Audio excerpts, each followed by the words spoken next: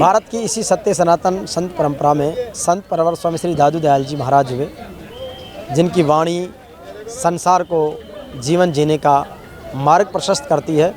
और उसके साथ ही उनकी जो सुंदरदास जी महाराज की लिखी 4 साखियाँ है, उसमें कहा है कि दा कहता दारिद्र्य मिटे, दू कहता दुख जाई, दादू दादू जो रटे आवागमन नसाई, दहा जीती है जीव की, दू कहता भई दूर, ऐसे दादू देव हैं रहिए सदा हुजूर।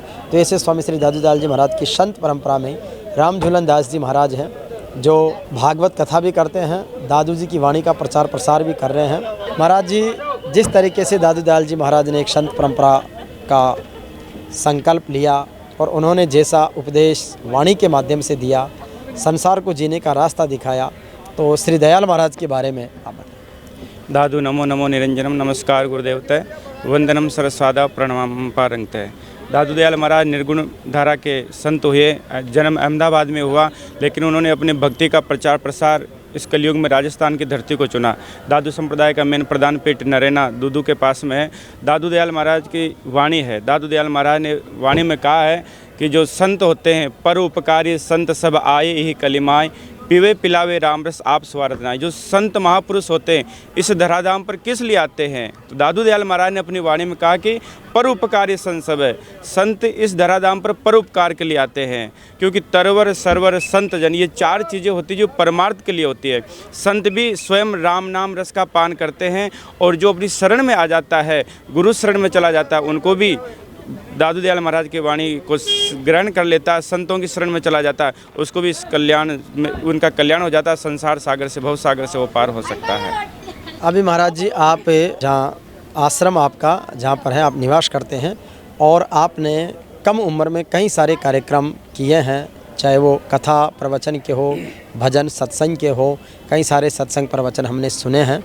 तो आपके आश्रम के बारे में और आपके अब तक हो चुके कार्यक्रमों के बारे में। मैं कुछ समय से मालपुरा टोंक जिले में देवल, जहाँ दादू दयाल महाराज के 152 शिष्य हुए, उनमें से 100 शिष्य तो निरंजन निराकार की भक्ति करके परमात्मा में लीन हो गए, लेकिन जो 52 शिष्य हुए उन्हीं से दादूपंथ संप्रदाय चला। उसमें से दादू दयाल महाराज के शिष्य हुए दयाल दास जी महाराज, जो मालपुरा लांबारी सिंह देवल ग्राम है, वहीं के संत हुए हैं। ऐसे महापुरुष थे। जिस स्थान पर मैं रह रहा हूँ वहाँ पर आज भी गुफा बनी हुई है। उस स्थान पर बैठ कर के महाराज भजन करते थे।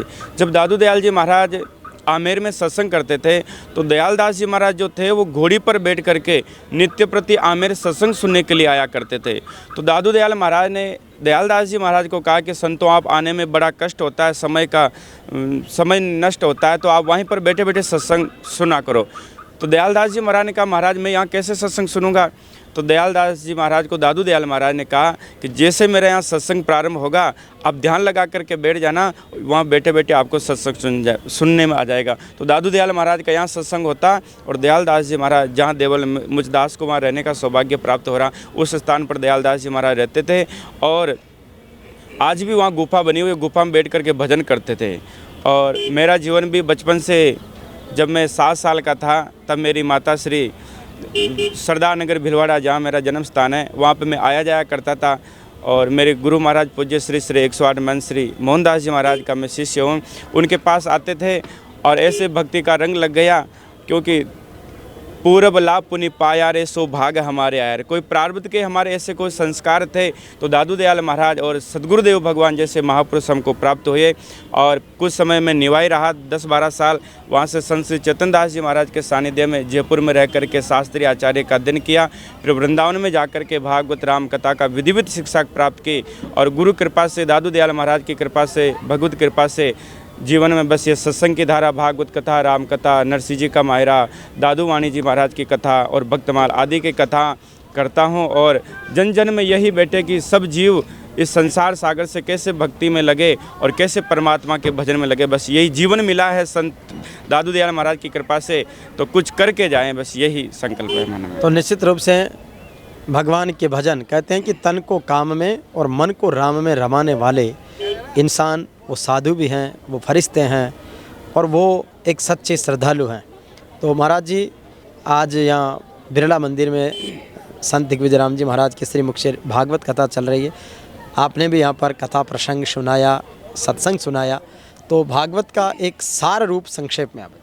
भागवत का सार है। जैसे अंतर्राष्ट्रीय रामसनी संप्रदाय के संत श्री दिग्विजय राम जी जो हमारे बचपन के साथी हैं और साथ ही हमने शास्त्रीय आचार्य का अध्ययन किया है, बड़ा सम्मान देते हैं हमें।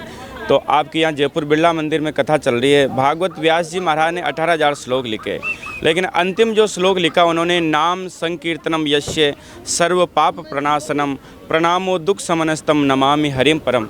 परमात्मा का भजन करने से इस जीवन का कल्याण होगा। जो इस जीव संसार में त्रय तापों से जल रहा है, तो व्यास जी महाराज ने 18,000 श्लोक लिखने के बाद अंतिम श्लोक ये लिखा, राम नाम पर प्रभाव डाला कि जीवन में जितना नाम, क्योंकि कलयुग केवल नाम आधारा सुमिर सुमिर नर उतरे पारा। तो भागवत का ये सार है कि जीव कैसे भी करके परमात्मा की भक्ति में लग जाए, राम नाम में लग जाए। तो निश्चित रूप से राम नाम के इसी भक्ति भाव के प्रताप से आगे बढ़ें।